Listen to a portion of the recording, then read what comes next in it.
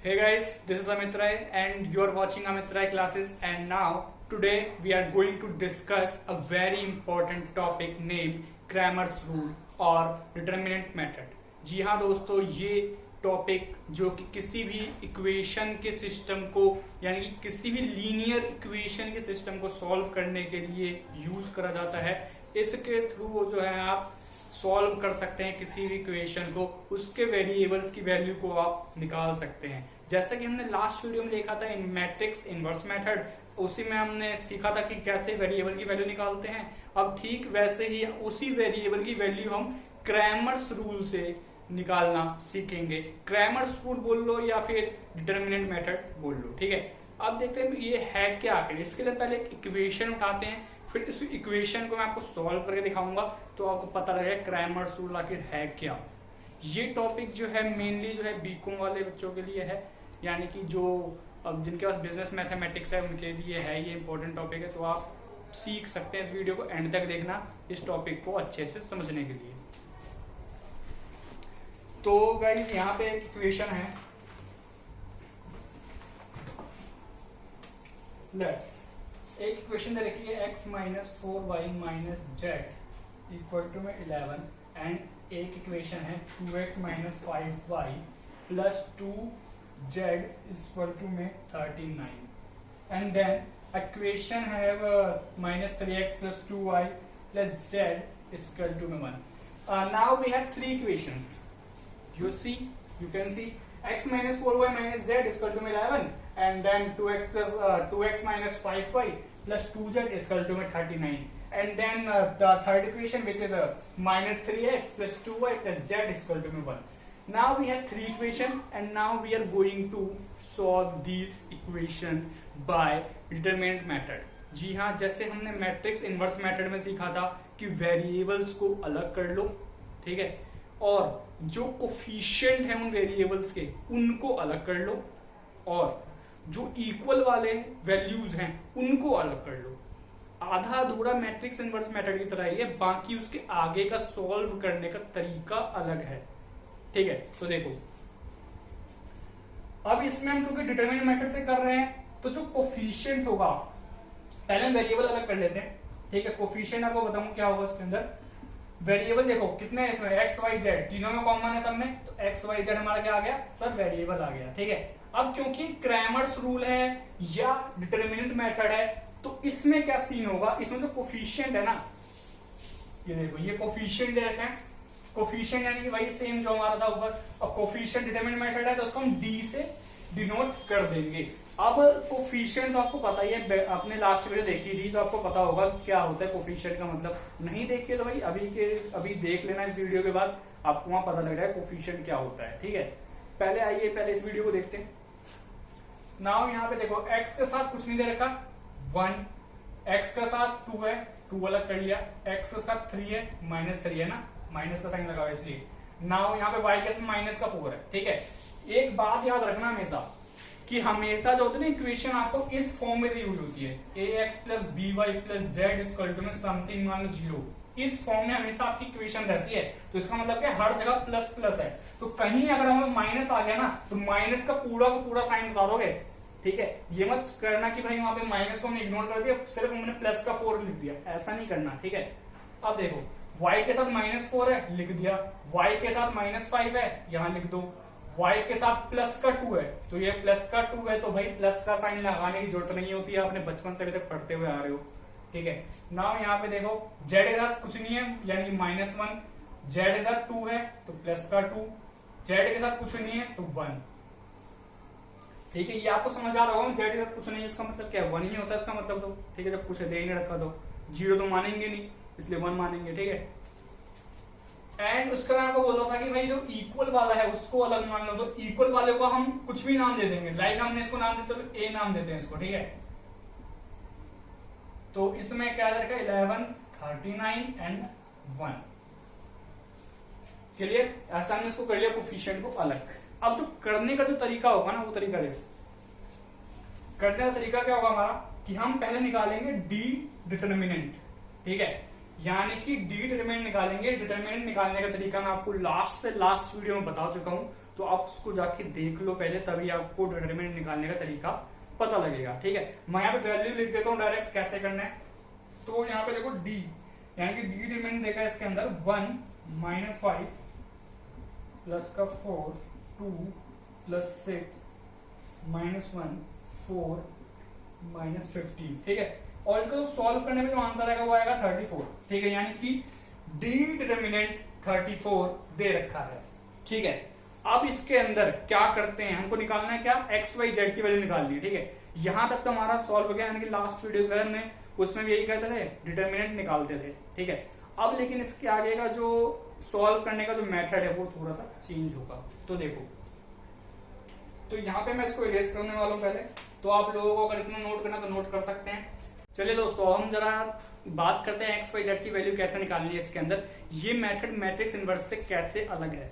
तो इसमें तो एक्स वाई जेड की वो वैल्यू निकालेंगे, तो उसके लिए एक्स d1 का डिटरमिनेंट अपॉन में d का डिटरमिनेंट, यानी कि d1 का डिटरमिनेंट निकालने के बाद उसके डिटरमिनेंट को d डिटरमिनेंट से डिवाइड कर देंगे तो x की वैल्यू निकल आएगी। ठीक है, यानी कि अब इसमें d1 कैसे पता लगेगा, d1 डिटरमिनेंट कैसे आएगा। तो सिंपल सा तरीका है इसका कि जो वैल्यू दे रखी है ना, ये a में जो 11 39 1 दे रखा है, इसको एक बार इस जगह यानी इस कॉलम में पुट करेंगे, इस कॉलम को रिप्लेस कर देंगे इस वैल्यू से इस कॉलम को रिप्लेस कर देंगे और फिर d1 डिटरमिनेंट निकाल लेंगे, तो हमारा जो यहाँ पे आंसर आ जाएगा d1 डिटरमिनेंट का। ठीक है, यानी कि कहने का मतलब है कि d1 डिटरमिनेंट निकालने के लिए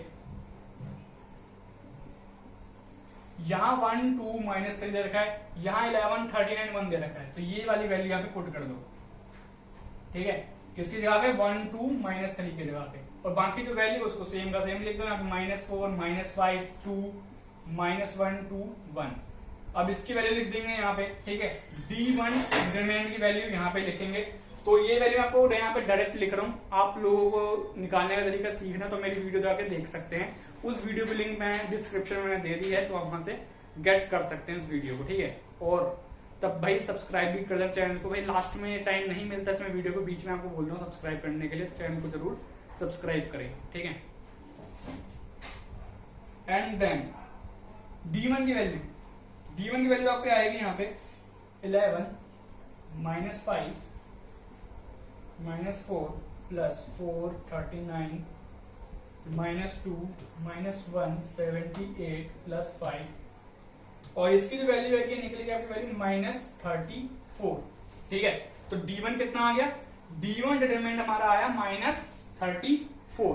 ठीक है, तो देखो d1 डिटरमिनेंट हमारा -34 है, हम उसको यहाँ पे साइड में लिख लेते हैं। तो d1 कितना निकला हमारा -34। अब हम d2 निकाल के देखेंगे, d2 कैसे निकालेंगे वो देखो। d2 निकालने के लिए कुछ नहीं करना, बस फिर से ये वाली वैल्यू उठानी है, इस बार इसको सेकंड कॉलम की जगह पे पुट करना है। यानी कि सेकंड कॉलम में क्या लिखा है, -4 -5 और 2 लिखा हुआ है, इस वैल्यू की जगह पर 11 39 और 1 पुट कर देंगे। तो ये देखो 11 39 और 1, और जो ये पहला कॉलम था इसकी जगह जो है उसको तो वही रहने देंगे। ठीक है, ये आ गया, बस खत्म कहानी। और ये d2 डिटरमिनेंट निकाल लेंगे, आपको निकालना तो आ ही गया होगा, वैसे आपने वीडियो देख ली है तो। ठीक है, तो देखो अब इसकी जो वैल्यू यहाँ पे आएगी 1 39 -2 एंड देन -11 2 + 6 -1 2 + 1 7, एंड देन जिसका आंसर कितना आ रहा है -170 आ रहा है। ठीक है, तो आप यहाँ पे हमने d2 डिटरमिनेंट की वैल्यू भी फाइंड कर ली है। कैसे फाइंड करिए मैं वो बार बार कह रहा हूं भाई, पहले डिटरमिनेंट निकालने की वैल्यू मतलब डिटरमिनेंट की वैल्यू कैसे निकालते हैं ये जाके देखो, अगर आपको नहीं आता है वैल्यू निकालना तो। ठीक है, अगर आता है तो अच्छी बात है। तो देखो d2 डिटरमिनेंट की वैल्यू हमने कितनी निकाली सर, -170, एंड देन एक निकालना है हमको d3 निकालना है। ठीक है, d3 कैसे निकालेंगे, सेम मैं ये वैल्यू पुट करता हूँ d3। इस पर क्या करेंगे, अब तो आपको थोड़ा सा आइडिया लग गया होगा कि हमने D2 निकालने के लिए सेकंड कॉलम में पुट करा था, D1 निकालने के लिए फर्स्ट कॉलम में पुट करा था। अब D3 निकालना है तो कहां पुट करेंगे? सही सोच रहे हो, D3 यानी कि कॉलम 3 में पुट करेंगे D3 निकालने के लिए। तो यानी कि इस वैल्यू की जगह पे देखो D3 कितना लिखा हुआ, कॉलम 3 में क्या वैल्यू लिखी हुई है? -1, 2 और 1। इसकी जगह पे ये वैल्यू रिप्लेस कर दो इसको, यानी कि 11, 39 और 1 बचा गया -4 जो था सेम वैल्यू ऊपर था वैल्यू वो लिख देंगे। ठीक है, यानी कि जिसको रिप्लेस कर रहे हैं उसको रिप्लेस कर दिया और बाकी सारा सेम का सेम लिख दिया। ठीक है, अब इसकी वैल्यू कैसे निकलेगी वो देखो। तो इसकी जो वैल्यू है हमारे पास -5 -78 +4 2 +117 and then +11 4 -15। ठीक है, नाउ द आंसर इज 272। ठीक है, यानी कि D3 डिटरमिनेंट कितना आंसर आया हमारा सर? 272। अब x, y, z ये वेरिएबल्स हैं, इस वेरिएबल्स की वैल्यू निकालेंगे इनकी हेल्प से। ठीक है, यानी इस मैथ में बस इतना सा ही काम था, रिप्लेस करी वैल्यू, वेरिएबल का वैल्यू हमने निकाल ली। ठीक है, बस अब देखो वेरिएबल की वैल्यू कैसे निकालेंगे वो देखना है आपको, बस मेन आपको वही काम है। तो यहां पर मैंने आपको बात करी थी कि भाई जब x निकालना है तो D1 डिटरमिनेंट को D डिटरमिनेंट से डिवाइड करेंगे, अगर y निकालना है तो किसको करेंगे डिवाइड? D2 डिटरमिनेंट को D डिटरमिनेंट से करेंगे। ठीक है, यानी कि डिवाइड जो है सबको D डिटरमिनेंट से ही करना है और बाकी जो ऊपर की वैल्यू है वो D1, D2, D3 रिस्पेक्टिवली हो सकती है। यानी कि x के लिए D1, y के लिए D2 और z के लिए सर D3 और डिवाइड सर D डिटरमिनेंट से कर देंगे डिवाइड। ठीक है, देखो D1 कितना है? -34, D कितना है? 34, इसको डिवाइड करा -1। ठीक है, D2 कितना है सर? -170, इसको डिवाइड करा 34 से, सर कितना आया? सर -5 आएगा। 34 5 जा, टेबल पढ़ो, 34 5 जा 170। ठीक है, एंड देन सर यहाँ पे 272 दे रखा है तो इसको भी हम डिवाइड करेंगे 34 से, बिल्कुल करेंगे सर। तो इसका जो आंसर आपका आएगा वो आएगा 34 8 जा 272 होता है। आपको टेबल पता है 34 का कर सकते हैं, 34 8 जा 272 होता है, या आप कैलकुलेटर से हेल्प से भी कर सकते हैं, सिंपल सी बात। ठीक है, तो इसका मतलब है हमने फाइंड कर लिया x को -1, y का -5 एंड z का 8, तीनों वेरिएबल्स हमारे आ गए हैं। ये तो हमने लिया था बेसिक इक्वेशन और इस तरीके से आपने सीख लिया है डिटरमिनेंट मेथड या क्रैमर्स रूल। कांग्रेट्स। आइए अब मूव करते हैं एक एप्लीकेशन बेस्ड क्वेश्चन पे, क्योंकि बीकॉम के एग्जाम में हमेशा एप्लीकेशन बेस्ड क्वेश्चन आते हैं, ऐसे क्वेश्चन नहीं आते हैं। ये क्वेश्चन मैंने आपको खाली समझाने के लिए करा था। ठीक है, अब जरा एक एप्लीकेशन बेस्ड और तरोताजा क्वेश्चन समझते हैं। तो आपके स्क्रीन पर भी क्वेश्चन आ रहा होगा, इस क्वेश्चन को हम सॉल्व करेंगे किस रूल से, जो हमने रूल अभी सीखा है। ठीक है, तो देखो एक क्वेश्चन दे रखा है कि भाई the stock register of a grain merchant shows that the total stock as a whole of wheat, parmal rice and basmati rice at the beginning of month was 4600 tons. On 10th of the same month he sold and delivered 200 tons of basmati rice. Then there was as many tons of basmati rice as wheat. On the 15th of the same month, 1200 tons of wheat was sold and delivered. Then the number of tons of wheat was equal to the difference between the number of tons of parmal rice and basmati rice. ठीक है, and then what was the stock position of basmati rice, parmal rice and at the beginning of the month, यानी कि wheat, parmal rice and basmati rice की stock position क्या थी month के beginning में, ये बताना है। ठीक है, assume that there was no procurement during the month, use the system of matrix to solve this system of problem या दिस इक्वेशन। ठीक है, तो सब सी बात है, हमको क्या नहीं पता, व्हीट की स्टॉक पोजीशन नहीं पता, पर्मल राइस नहीं पता और ये अपना बासमती राइस नहीं पता। तो जो चीज नहीं पता होता है, बचपन से पढ़ते हुए आ रहे हो, आपको पता होगा, जो चीज नहीं पता होती है उसको हम वेरिएबल मान लेते हैं। वेरिएबल बोले तो एक्स वाई जेड की फॉर्म में मान लेते हैं, ठीक है। तो आपको इतना तो आइडिया होगा ही सर, वीट, बासमती और परमल के बारे में नहीं पता तो उसको एक्स वाई जेड मानेंगे। हाँ बिल्कुल सर, सही सोच रहे हो आप। तो देखो क्या करना है इसके अंदर, let the stock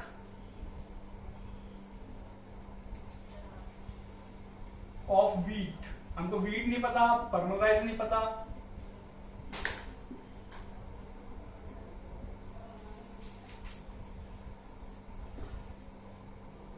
and basmati rice at the beginning of the month be X, Y and Z respectively, ठीक है। तो हमको X, Y, Z हमने मान लिया है, वीट, परमल राइस और बासमती राइस को।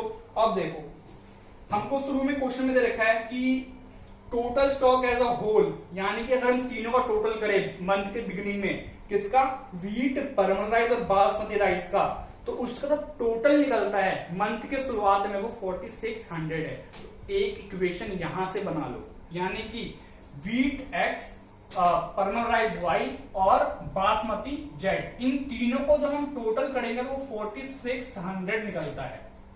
बन गई इक्वेशन। अब देखो इक्वेशन बनाने की बस दिक्कत होती है ऐसे क्वेश्चनों में, बाकी आगे का मेथड आपको पता लग चुका है, ठीक है।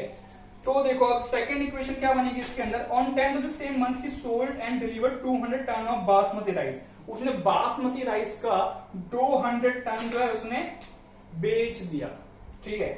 Then there was as many ton of basmati rice as wheat, यानी कि उसके बाद क्या हुआ कि जब उसने बेच दिया तो जितना भी उसका बासमती बच गया वो वीट के इक्वल आ गया, यानी कि जितना वीट था, वीट कितना था एक्स, और उसने कितना बेच दिया बासमती 200 टन, यानी कि जेड माइनस, यानी कि टोटल जेड था उसके पास, उसने 200 टन माइनस कर दिया तो जो बचा वो वीट के इक्वल आ गया।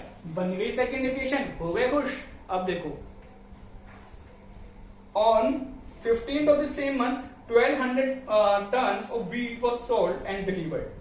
अब देखो बात आई, क्वेश्चन में बात है कि 15 महीने की 15 तारीख आई, ठीक है। उस बंदे ने यानी कि जो भी स्टॉक लिस्ट में जो भी रिकॉर्ड करा था उसने बताया कि भाई देखो 1200 टन जो है हमने जो वीट का सोल्ड कर दिया है और डिलीवर कर दिया है, तो अब जो बचा number of tons of wheat was equal to the difference between the number of tons of parmal rice and basmati rice, यानी कि जितना अब वीट बचा हुआ है वो वीट किसके इक्वल है, जितने का डिफरेंस होगा परमल राइस और बासमती राइस में उसके इक्वल होगा। यानी कि बासमती राइस कितना है आपके पास सर, जेड माइनस 200, इतना ही तो है बस बासमती राइस, क्योंकि 200 आपने पहले माइनस कर चुके हो तो इतना बचा हुआ है ना करंट में भी। अब परमल राइस और इसके बीच का डिफरेंस निकालना है, यानी कि परमल राइस कितना है y, y minus z minus 100, ये परमल राइस और बासमती राइस का डिफरेंस किसके इक्वल है, वीट जितना बचा हुआ है अब, और वीट कितना बचा हुआ है, पहले कितना था एक्स, बेच कितना दिया सर 1200, तो उसको माइनस नहीं करोगे क्या, बिल्कुल करेंगे सर, कर दिया हमने, बस ये बन गई इक्वेशन। अब इसको थोड़ा एक तमीज वाली फॉर्म में ले आते हैं। तमीज वाली फॉर्म सर, अरे मतलब जो सिंपल सी इक्वेशन होती है ax plus B Y plus C equal to में 0 वाली इक्वेशन, ये देखो ये वाली ax plus B Y plus C वाली इक्वेशन की फॉर्म में ले आते हैं, जेड भी होता है, ठीक है, जेड इक्वल टू में z plus d equal to में 0, ठीक है, यानी कि इस फॉर्म में लिखना है। क्या यहाँ पे कहीं इस फॉर्म में है कि यहाँ पे ax plus B Y plus c z plus d equal to में 0 है, 0 तो छोड़ो उसका देखना नहीं है, बट क्या यहाँ तक है, लेफ्ट हैंड साइड में है, यहाँ पे नहीं है, तो इसी को बोलते तमीज वाली फॉर्म, ठीक है। तो देखो कैसे करेंगे, जेड को राइट हैंड साइड में है, इतना तो आपको पता ही है, जेड उधर है तो यहाँ पे आके माइनस, और बाकी जो बच गया उसको वही रहने दो, उसकी क्या दिखा भाई रहने दो उसको वही रहने का मन राइट हैंड साइड में तो, ठीक है। एंड देन ये वाई, ये तो आपको पता ही है, एक्स इधर माइनस हो गया, यहाँ वाई आ गए, ये माइनस का 1200, अब उधर का पहले ब्रैकेट खोल दो, इसका उसको ट्रांसफर करेंगे, उधर का पहले ब्रैकेट खोला माइनस जेड और ये प्लस का 200, ये तो पता ही होगा ब्रैकेट खोलते हैं बाहर माइनस होता है और अंदर माइनस होता है, तो माइनस माइनस मिलके प्लस बन जाते हैं, ठीक है। अब देखो यहाँ पे क्या करना है, x माइनस वाई, ये जो 1200 है इसको भी लेके जाएंगे उधर, लेकिन तो माइनस जेड है ना, इसको लेफ्ट में ले आओ, ठीक है, क्योंकि सारे वेरिएबल एक तरफ, तो इधर आके क्या हो जाएगा प्लस का जेड, और ये कांस्टेंट है तो प्लस का 200 पहले उधर है, और ये 1200 माइनस में है, उधर जाके प्लस का हो जाएगा। तो क्या बनेगी equation, x minus y plus z equal to 1400। एक इक्वेशन ये बनी, एक इक्वेशन ये बनी, और थर्ड इक्वेशन जो थी यानी कि जो पहली इक्वेशन थी वो ये, और सेकंड ये, थर्ड ये, ठीक है। 3 इक्वेशन बन गई। अब मैं बाकी सबको इरेज कर देता हूं ताकि कंफ्यूजन क्रिएट ना हो, ठीक है। तो हमने यहाँ पे इसको इक्वेशन को इस फॉर्म में लिख लिया है। अब देखो दोस्तों, यहाँ पर एक छोटा सा करेक्शन कर लो। इधर सारे पॉजिटिव वाले हैं ना, तो हम इसको इस तरीके से भी कर सकते हैं कि हम इस साइड सारे पॉजिटिव कर देंगे, तो उससे क्या होगा, हमारा आंसर आने में थोड़ी हेल्पफुल रहेगा, आसान रहेगा, ठीक है। इसलिए इस वाले साइड को आप पूरा का पूरा पॉजिटिव कर लो। यानी कि यहाँ पे मैंने माइनस का साइन हटा दिया, तो माइनस का साइन कहाँ जाएगा, वो माइनस का साइन जाएगा इस साइड, यानी कि ये हो गया प्लस का और ये हो गया माइनस का, ठीक है। तो यानी कि यहाँ से माइनस हटाया, इधर ट्रांसफर किया, तो ये जो माइनस में था वो प्लस में आ गया, जो प्लस में था वो माइनस में आ गया, ठीक है। तो इतना सा करेक्शन करना था। अब बाकी आगे का आपको पता क्या प्रोसीजर है, वेरिएबल को अलग करो, कोफिशिएंट को अलग करो, एंड देन इक्वल वाले नंबर्स को भी अलग कर लो। तो देखो क्या प्रोसीजर रहेगा इसके अंदर, variable x y z, coefficient यानी कि डी कितना है, कोफिशिएंट डी के अंदर क्या लिखेंगे हम, जो ये वेरिएबल है, वेरिएबल के साथ में क्या है, कुछ नहीं है, इसका मतलब है 1। इस वेरिएबल के साथ में क्या है, कुछ नहीं है, 1। लेकिन साइन कौन सा, प्लस का 1 या माइनस का 1, तो यहाँ पे साइन क्या लगा, माइनस का लगा हुआ, तो माइनस का 1 लगा दो यहाँ पे, ठीक है। फिर यहाँ पे इस वेरिएबल के साथ कुछ नहीं है, तो प्लस का 1 ही है, क्योंकि प्लस का साइन भी है इससे आगे, इसलिए प्लस का 1 लिखेंगे, ठीक है। देन इसके साथ कुछ नहीं है, तो यहाँ पे प्लस का 1, यहाँ पर y तो है ही नहीं कहीं, तो 0, ठीक है। यहाँ पर y है लेकिन माइनस का है, तो y के साथ कुछ नहीं है, तो 1, साइन यहाँ पे माइनस का लगा है, तो माइनस का साइन यहाँ भी लगा देंगे, ठीक है। यहाँ पे z के साथ कुछ नहीं है, तो 1, यहाँ पे z के साथ कुछ नहीं है, तो 1, यहाँ पे z के साथ कुछ नहीं है, तो यहाँ पे भी 1 आ जाएगा, ठीक है। एंड देन देखो यहाँ पे अभी हमारा आ गया d को भी हमने लिख लिया। अब इसका इक्वल वाला जो नंबर है उसको भी अलग कर लो, ठीक है। यानी कि 4600, 200 और ये 1400 को भी हमने कर दिया है अलग, ठीक है। अब इसके बाद आपका जो नेक्स्ट स्टेप होता है, क्या स्टेप है हमारा अगला, कि जो ये डी डिटरमिनेंट है इसको कैलकुलेट करेंगे। ये तो आपको पता है कैसे करेंगे, तो देखो डी डिटरमिनेंट इसकी जो वैल्यू आएगी ये रहा, ठीक है। 1 माइनस 1, 1 0 माइनस 1 और 1 1 1, ये डी दे रखा है, इसका डिटरमिनेंट निकालना है। इसकी वैल्यू देखो क्या आएगी, 1 0 plus 1 minus 1 minus 1 minus 1 plus 1 1 minus 0, and then 1 plus 2 plus 1 equal to 4, ठीक है। यानी कि डी डिटरमिनेंट कितना आया सर, 4 आया। यहां पर ध्यान देने लायक एक बात है, जो एप्लीकेशन बेस्ड क्वेश्चन में ही अप्लाई हो सकती है, यानी कि जहां पर आपको ये पता ना हो कि इस क्वेश्चन को क्रैमर रूल सॉल्व करना है या फिर अपना मैट्रिक्स इनवर्स मेथड से सॉल्व करना है। ऐसे क्वेश्चनों के अंदर एक चीज देखते हैं कि जो मैट्रिक्स दे रखा है उसका जो डिटरमिनेंट आया है क्या वो 0 के इक्वल है। अगर 0 के इक्वल होगा तो क्रैमर रूल अप्लाई नहीं होगा, ठीक है। अगर 0 के इक्वल नहीं है तो ही क्रैमर रूल अप्लाई होगा। इसका मतलब है कि 0 यानी कि जो डी डिटरमिनेंट है उसकी जो वैल्यू है वो 0 से बड़ी हो सकती है या 0 से छोटी हो सकती है, ठीक है। इसका मतलब यही हुआ ना, या तो 0 से बड़ी वैल्यू होगी या 0 से छोटी वैल्यू होगी, या तो प्लस में होगा या माइनस में आएगा डिटरमिनेंट की वैल्यू, ठीक है। तो इस तरीके से हमने डी डिटरमिनेंट भी निकाल लिया है। इसको हम यहाँ पे लिख लेते हैं साइड में, डी डिटरमिनेंट की वैल्यू कितनी आई है सर, 4 आई है। अब हम ऐसे ही करके D1 भी निकालते हैं। तो देखो D1 निकालने के लिए क्या करेंगे, जो ये कोफिशिएंट जो ये इक्वल वाली वैल्यू थी इसको फर्स्ट कॉलम में पुट कर देंगे, ठीक है। यहां पे पुट कर दो 4600 200 1400 पुट कर दिया, ठीक है। देन D1 का डिटरमिनेंट निकाल लो, क्या आएगा इसका answer 4600 0 plus 1 minus 1 200 minus 1400 then plus का 1 माइनस 200 माइनस का 0, ठीक है। एंड देन सबको सॉल्व करने के बाद जो हमारा आंसर आता है इसका 4600 प्लस 1200 माइनस 200 इक्वल टू में 5600।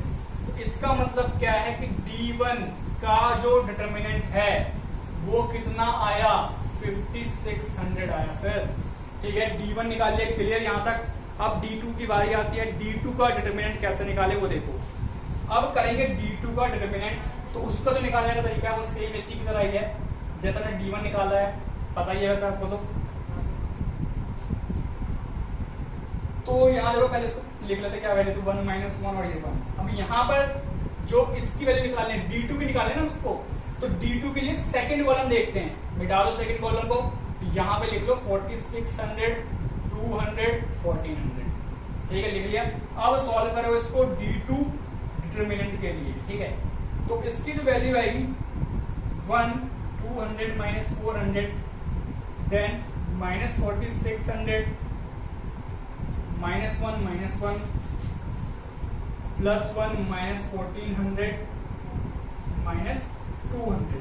ठीक है, अब इसकी जो वैल्यू आएगी सॉल्व करने के बाद, तो वैल्यू आएगी आपकी minus 1200 plus 9200 minus 1600 equal to में 6400। ठीक है, यानी कि हमने D2 का डिटर्मिनेंट भी निकाल लिया है, तो यहाँ पे इसको भी लिख देंगे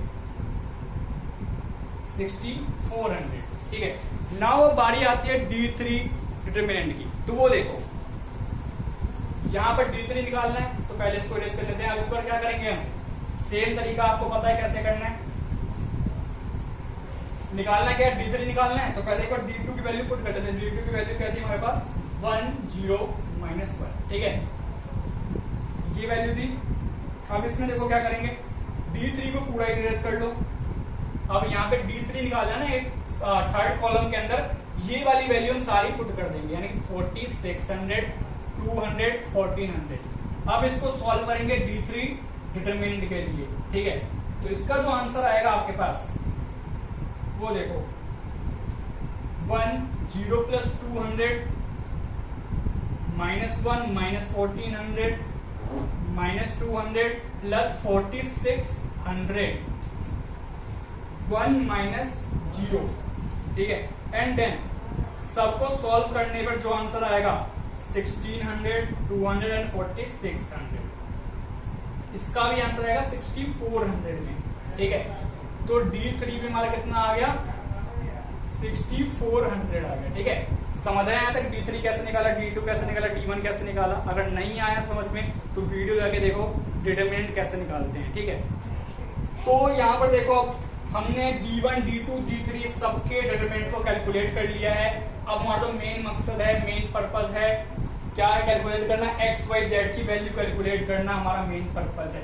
कैसे करेंगे, एक्स के लिए D1 डिटरमिनेंट को D के डिटरमिनेंट से डिवाइड, y के लिए D2 डिटरमिनेंट को D के डिटरमिनेंट से डिवाइड। ठीक है, इसका जो आंसर आएगा D1 कितना है, D1 हमारा है 5600, D कितना है सर 4, डिवाइड करो 14 के टेबल में आता है। ठीक है, यानी कि 1400। ठीक है, एंड इसके बाद y D2 कितना है 6400 और D कितना है 4, लिख दो। 16 के टेबल से कटेगा 1600। ठीक है, आगे यहाँ पे y की वैल्यू निकाल ली और x की वैल्यू निकाल ली। एक लास्ट बच गया z की वैल्यू भी लिखो यहाँ पे। z इक्वल टू कितना आ जाएगा सेम। अब क्या बचा हमारे पास, y के लिए D2 लिया था, z के लिए क्या लेंगे D3 अपॉन में D। ठीक है, ये आपको याद रखना पड़ेगा, x के लिए D1, y के लिए D2 और z के लिए D3 और सबको डिवाइड किससे, D के डिटरमिनेंट से। ठीक है, तो यहाँ पर देखो D3 का कितना वैल्यू है यहाँ पे सर 6400 है, लिख दो यहाँ पे। डिवाइड करा 4 से क्योंकि D था ना 4 यहाँ पे इसलिए। ठीक है, तो कितना आंसर आया सर 1600 आया, लिख दिया यहाँ पे। तो इसका मतलब क्या है, x हमारा 1400 है, y 1600 है और z जो है वो 1600 z भी है। ठीक है, अब क्योंकि क्वेश्चन की शुरुआत में आपको दे रखा था टर्न के अंदर, ठीक है, तो वो जो लिखना पड़ेगा आपको यूनिट कि किस यूनिट में है वो भी लिखना पड़ेगा। ठीक है, तो इसका मतलब क्या है, टर्न में था तो TON टर्न्स, ठीक है, टर्न्स 1600 टर्न्स, ठीक है, यानी कि जो वीट है वो 1400 टर्न्स था और जो पर्मल राइस है वो 1600 टर्न्स था। ऐसे ही जो बासमती राइस है वो भी 1600 टर्न्स था मंथ के बिगिनिंग में, ठीक है। तो ये था हमारा पूरा कंसेप्ट क्रैमर रूल का। क्रैमर रूल में कैसे सॉल्व करते हैं और क्वेश्चन में कैसे पहचानना है कि क्रैमर रूल लगेगा कि नहीं लगेगा, ये सारा हमने आज की वीडियो में डिस्कस करा है। और अगर आपको ये वीडियो भाई अच्छी लगी, पसंद आई तो भाई लाइक करना, शेयर करना, कमेंट करना और चैनल को जरूर सब्सक्राइब करना, ताकि आपको फ्यूचर में और भी ऐसी वीडियो देखने को मिल सके। और हमारा जो नेक्स्ट टॉपिक है वीडियो का, उस टॉपिक का नाम है कि लियोनटिफ का इनपुट आउटपुट मॉडल को के क्वेश्चन सब कैसे सॉल्व करें, कैसे पहचाने, इसमें लियोनटिफ इनपुट आउटपुट मॉडल ही लगेगा, ठीक है। तो थैंक्स फॉर वॉचिंग। तो मिलते हैं आपसे नेक्स्ट वीडियो में नए टॉपिक के साथ।